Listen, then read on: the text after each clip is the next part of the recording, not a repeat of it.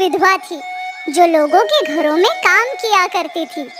मोनू, मैंने खाना बना दिया है, तू खा ले और स्कूल चला जा। और स्कूल से सीधा घर आना, अपने उन आवारा दोस्तों के साथ घूमना मत। हाँ माँ, ठीक है। सरला सुबह सुबह घर से निकल जाया करती थी। उसके बाद मोनू उठकर तैयार होकर स्कूल के लिए निकलता था। घर से बाहर निकलते ही उसे उसके दो लफंगे दोस्त मिल जाया करते थे। अरे मोनू, आज तूने इतना टाइम क्यों लगाया रे? तुझे तो बोला था ना आज जल्दी जाना है। रास्ते में उस आम के पेड़ पर आम तोड़ते हैं।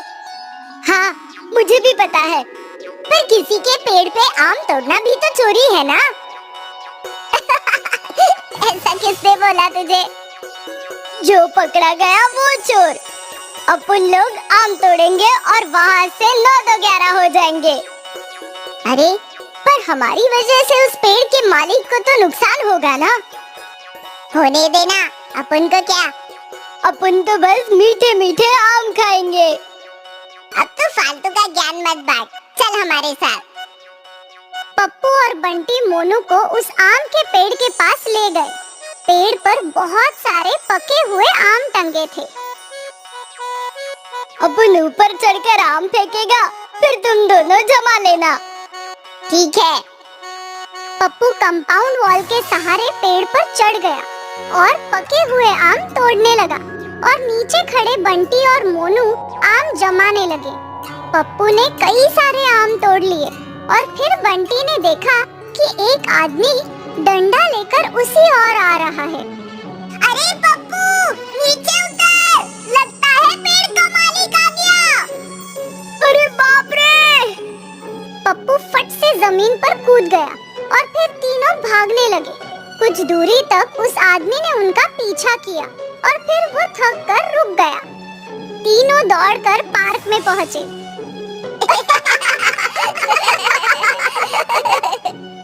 क्या मजा आया ना?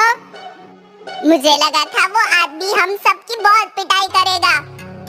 उसके पास कितना बड़ा डंडा था, अगर एक भी मारता तो हमारा क्या हाल होता। अरे मोनू, तू बहुत फट्टू है। देख, हमने उसके पेड़ से इतने आम तोड़े, वो हमको पकड़ पाया क्या? जो पकड़ा गया वो चोर, उसने अपन को नहीं पकड़ा, मतलब अपन ने चोरी नहीं की। बिल्कुल, चल अब मीठे मीठे आम खाते हैं। तीनों दोस्त मिलकर मीठे मीठे आम खाने लगे। मोनू को पता था कि ये गलत है, पर उसे आम बहुत पसंद थे और उसकी माँ उसे आम खरीद कर नहीं दे सकती थी। आम खाकर वो लोग स्कूल पहुँचे। स्कूल गेट पर उन्होंने रोहन को देखा। रोहन के पापा पुलिस कांस्टेबल थे। उनकी कमाई ठीक ठाक थी और इसीलिए रोहन के पास बाकी बच्चों से ज्यादा चीजें थी। रोहन हमेशा अपना स्मार्टफोन का दिखावा करता था। अरे दोस्तों, तुम लोगों को फ्री फायर गेम खेलना है क्या? नहीं। अरे मैं तो बिल्कुल ही भूल गया, तुम लोगों के पास स्मार्टफोन ही नहीं है, तो तुम लोग गेम्स खेल भी नहीं सकते।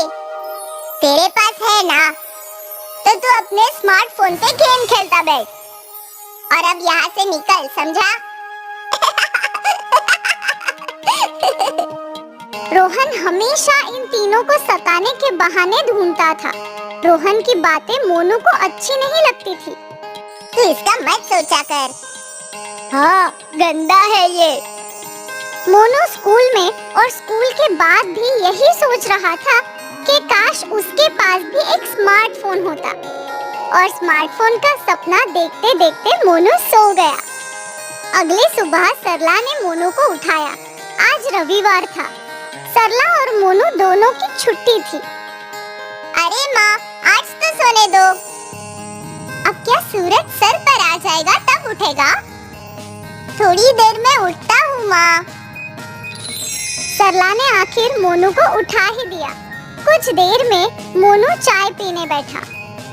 माँ, मैं अपने दोस्तों के साथ साइकिल चलाने जा रहा हूँ। ठीक है, दोपहर तक लौट आना। हाँ, आ जाऊंगा।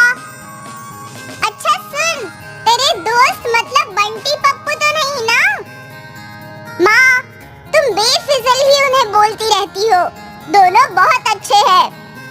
नहीं बेटा, वो बच्चे अच्छे नहीं है, किसी को भी उल्टा जवाब देते हैं, चोरी करते हैं। उनके साथ रहेगा तो तू भी खराब हो जाएगा। तू उनके साथ बिल्कुल नहीं रहेगा। ठीक है माँ, नहीं रहूंगा। अब मैं चलता हूँ। मोनू ने अपनी साइकिल उठाई और चल पड़ा। वो अपने दोस्तों के साथ ग्राउंड में पहुंचा और तीनों मिलकर करतब करने लगे।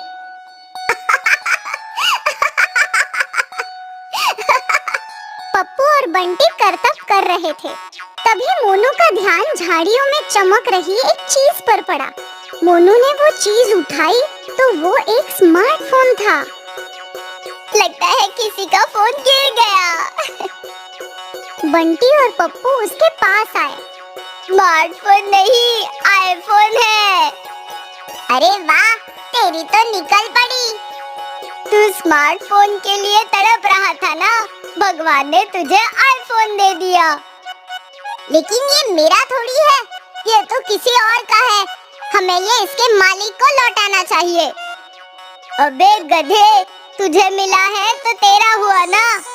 भगवान ने ये तुझे दिया है तो ये तेरा है, समझा?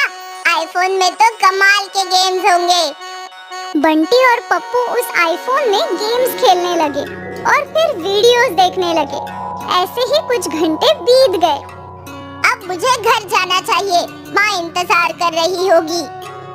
अरे ये लेके जा तेरा आईफोन। पप्पू ने वो आईफोन मोनू को दे दिया। मोनू को आईफोन बहुत पसंद था, इसलिए उसने वो रखने का सोचा। रास्ते भर वो आईफोन को निहार रहा था। मोनू आईफोन लेकर घर गया और उसने आईफोन घर में छुपा दिया। तेरे लिए तेरे मनपसंद आलू के पराठे बनाए हैं, हाथ पाँव धोकर आजा। आया माँ। मोनू खाना खाने बैठ गया। उसने अपनी माँ को उस आईफोन के बारे में नहीं बताया था। वो जानता था कि उसकी माँ उसे बहुत डांटेगी। खैर उसने जैसे तैसे पराठे खा लिए। अरे ये क्या, तूने तो एक ही पराठा खाया है। हाँ माँ, मुझे भूख नहीं है। क्यों? बस यूं ही। ठीक है, भूख लगे तो वापस खा लेना। मैं बाजार जा रही हूँ राशन खरीदने, तू घर का ख्याल रखना। जी माँ। सरला के जाते ही मोनू ने वो आईफोन निकाला और आईफोन पर गेम खेलने लगा। मोनू बहुत खुश था। कुछ देर बाद उसके दोनों दोस्त भी उसके घर आए और वो तीनों साथ में मिलकर आईफोन चलाने लगे। अब कल तू ये आईफोन लेकर स्कूल आना। उस रोहन की तो जलकर खाक हो जाएगी। ये लोग बातें ही कर रहे थे कि सरला घर आई। सरला को देखते ही मोनू ने आईफोन चादर के नीचे छुपा दिया। ये लोग यहाँ क्या कर रहे हैं? होमवर्क लेने आए थे आंटी। बस बुक लेकर चले जाएंगे। पप्पू ने मोनू की एक किताब ली और दोनों वहाँ से चले गए।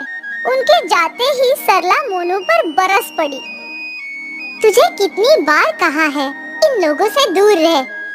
किताब लेने आए थे माँ। तू नहीं जानता बेटा, तेरे मामा के भी ऐसे ही दोस्त थे। तेरे मामा बहुत अच्छे थे, पर जब उनके दोस्तों ने कहीं चोरी की तो पुलिस तेरे मामा को पकड़ कर ले गई और उस दिन से हमारे पूरे खानदान को बुरा समझते हैं। मैं नहीं चाहती कि तेरे साथ ऐसा कुछ हो। नहीं चाहती कि इन दोनों की वजह से पुलिस तुझे भी पकड़ कर ले जाए। पुलिस का नाम सुनकर मोनू डर गया। उसने रोते हुए अपनी माँ को वो आईफोन दिया और सब कुछ बता दिया। मैंने चोरी नहीं की माँ। किसी की चीज बिना उन्हें बताए लेना चोरी ही है। नहीं माँ, मैं चोर नहीं हूँ। मुझसे गलती हो गई, माफ कर दो मुझे। तभी वो आईफोन बजने लगा। सरला ने फोन उठाया। जी, मैं बाजार के निचली गली से बोल रही हूँ। ये फोन मेरे बेटे को रास्ते में मिला था। हाँ, आ जाइए। कुछ देर बाद फोन का मालिक फोन लेने पहुँचा। सरला ने उसे वो फोन लौटा दिया। बहुत बहुत शुक्रिया बहन, आजकल कौन किसी की चीज कहाँ लौटाता है। आप लोग बहुत अच्छे हैं, धन्यवाद, शुक्रिया बेटा।